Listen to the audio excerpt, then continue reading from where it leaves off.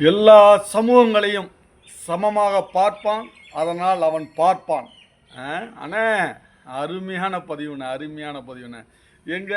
எங்கள் ஸ்ரீரங்க ரங்கநாதர் கோவிலில் ஒரு ஆதி தமிழரை ஒரு கருவறைக்குள்ளே நுழைய விட பார்ப்போம்.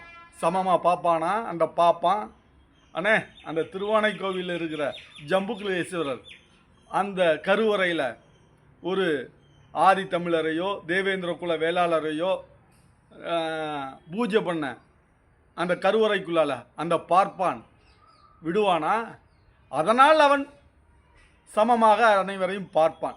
என்னன்னே உன்னோட லாஜிக்கு? இந்த உலகத்தினுடைய இந்த தமிழ்நாட்டினுடைய சாபக்கேடு நீ தானே. என்ன உன்னுடைய தத்துவம்? இதுதான் தமிழ் தேசியமா? பாரதி பாடினாரு, அதுக்காக பாரதி பாடினாருங்கிறதுக்காகவே எல்லா பார்ப்பானும் சமமாக பார்ப்பான் என்று நீ சொல்லுவது எந்த வகையில் நியாயம்?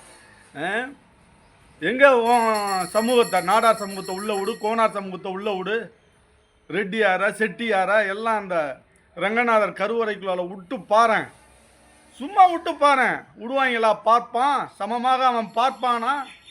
என்ன நீ பேச்சு பேசுகிற? என்ன பேச்சு பேசுகிற? இதுதான் நீ உண்மையான பிஜேபிங்கிறது.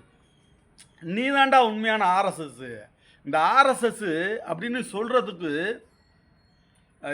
எல்லா ஒட்டுமொத்த வடிவமே நீ தான்.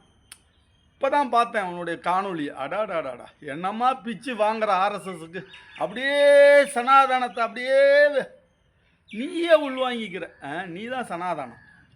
இந்த சனாதனத்தை ஒழிக்கணும்னா உன்னை போன்றவர்களை 2026 தேர்தலில் அப்புறப்படுத்தினாலே போதும். தமிழ் சமூகம் உயர்ந்து வாழும், சமமாக வாழும், சகோதரத்துவத்துடன் வாழும். நன்றி.